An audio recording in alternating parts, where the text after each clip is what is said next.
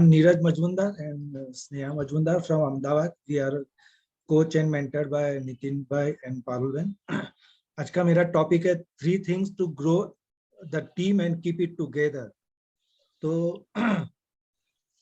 ये पूरा बिजनेस है, उसका हमारे मेंटर्स हमको सिखाते हैं. इसमें यदि हमको सही में सक्सेसफुल जाना है तो 9 कोर स्टेप. फर्स्ट है 5 nights, 3 powers and board in bedroom. ये हमारा पूरा स्ट्रक्चर है.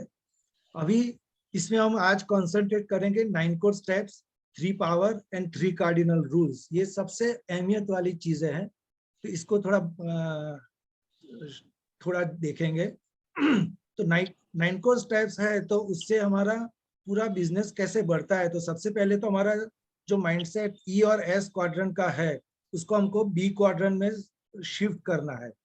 तो वो बी क्वाड्रेंट में शिफ्ट करने के लिए हमारा जो एसोसिएशन है, तो उसके लिए पहले हमारा डेली मिनिमम 30 मिनट का पढ़ाई होना चाहिए.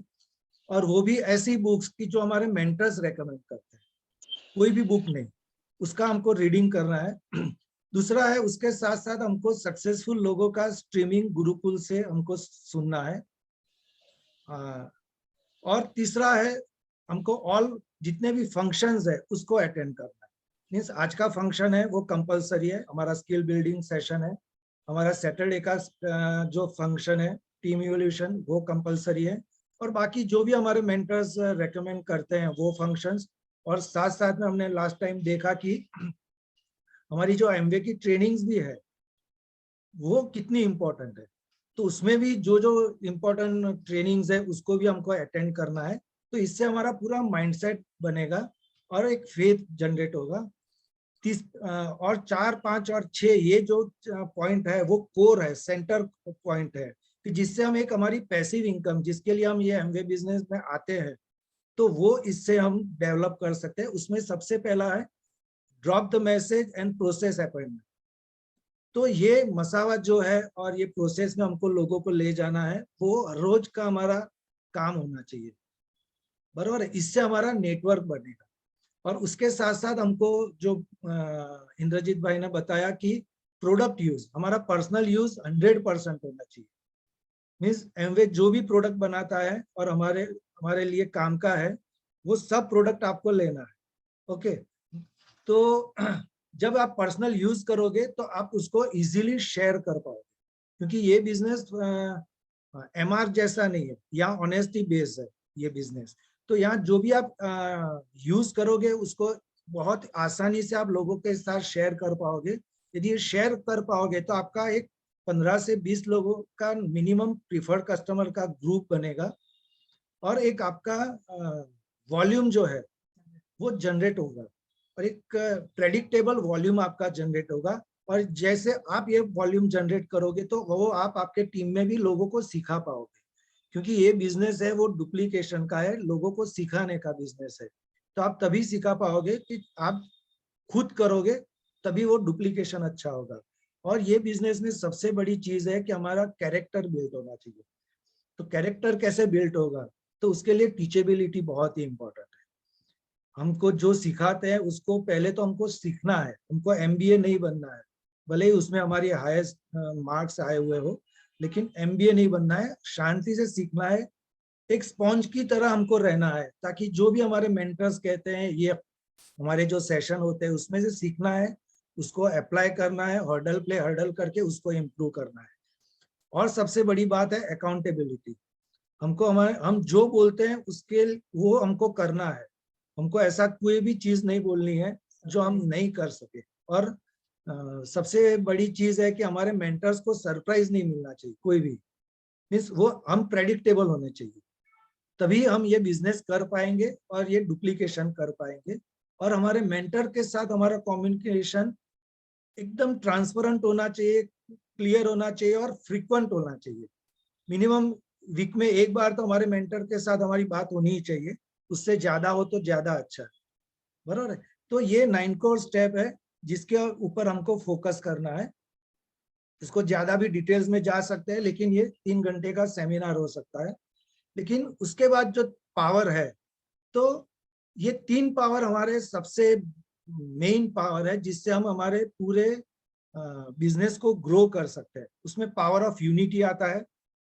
तो power of unity we know कि सबका साथ सबका विकास, यदि हम यूनाइटेड है तभी हमारा स्ट्रेंथ है। ये हमारा जो मंगलवार का ये जो स्ट्रेंथ है ये यूनिटी के कारण, तो इसी से हम ग्रो करते हैं। तो power of unity is very very important. उसके बाद आता है पावर ऑफ स्पोकन वर्ड। हम जो सोचते हैं वही हमारे हमारे मुंह में से बाहर निकलेगा। तो हमारी सोच के लिए जो हमने 9 कोर स्टेप्स में जो देखा कि हमको सुनना है, पढ़ना है, ताकि हमारी सोच अच्छी होगी। हमारी सोच अच्छी होगी तो हमारे जो लफ्ज निकलेंगे वो सही निकलेंगे, और जो सही बोलेंगे वही हमारे जीवन में मैनिफेस्ट होगा। तो हमको बहुत ही कंट्रोल करना है कि हमको क्या बोलना है। हमने देखा है कुलीन भाई जब भी यहाँ आते थे तो वो कोई भी चीज में ना नहीं बोलते थे। यदि कोई चाय भी ऑफर करेगा तो उनको बोलेंगे कि भाई हम बाद में देखेंगे। तो means there is no picture for no. तो ऐसी चीज बोलनी है जिसका क्लियर पिक्चर हमारे दिमाग में डेवलप हो, और प्रेजेंट टेंस में बोलना है। और सबसे बड़ी चीज होती है पावर ऑफ सबमिशन। जब हम सब ये पावर को हम बहुत बार निग्लेक्ट करते हैं। हम लोग सोचते हैं कि हमारी कोई ब्रांचेस नहीं है, ऐसा लिखने वालों की बहुत बड़ी तादाद है, लेकिन ये बिजनेस उसका नहीं है। ये बिजनेस सबमिशन का है, एक साथ रहने का है। और सबमिशन तब आता है कि जब हमारे ईगो को हम सबमिट करते हैं और अपने मेंटर्स को फॉलो करते हैं। तो यदि ये सबमिशन आएगा तो सेम सबमिशन हमारे जीवन में भी मैनिफेस्ट होगा, और हमारे टीम में भी मैनिफेस्ट होगा। और सबसे महत्वपूर्ण अहम का, जैसे वो नाड़ा काम करता है ना पायजामे में, वैसा ये जो है तो 3 कार्डिनल रूल है कि never ever mess up with anybody's money, ego and spouse. ये तीनों चीज इतनी डेलिकेट है कि कहीं भी किसी को यदि लग गया थोड़ा भी तो वो कब बड़ा वृक्ष बनेगा वो आपको पता नहीं। और ये आपको और आपके पूरे बिजनेस को खा जा सकता है। ऐसी बहुत सारी स्टोरी है। और हमारे एक डायमंड्स है एनपी सिंह, उन्होंने अपनी सीडी में ये बताया था कि कैसे ये मनी, ईगो और स्पाउस कैसे लोगों को बर्बाद कर सकता है। दूसरा कार्डिनल रूल है never speak negative to your downline और क्रॉस लाइन। कोई भी नेगेटिव चीज है डाउनलाइन को पास करके कोई फायदा नहीं है। वो मैच्योर नहीं है, वो समझ नहीं पाएंगे, तो उसको पास करके नेगेटिव तो किसी को भी फायदा नहीं है।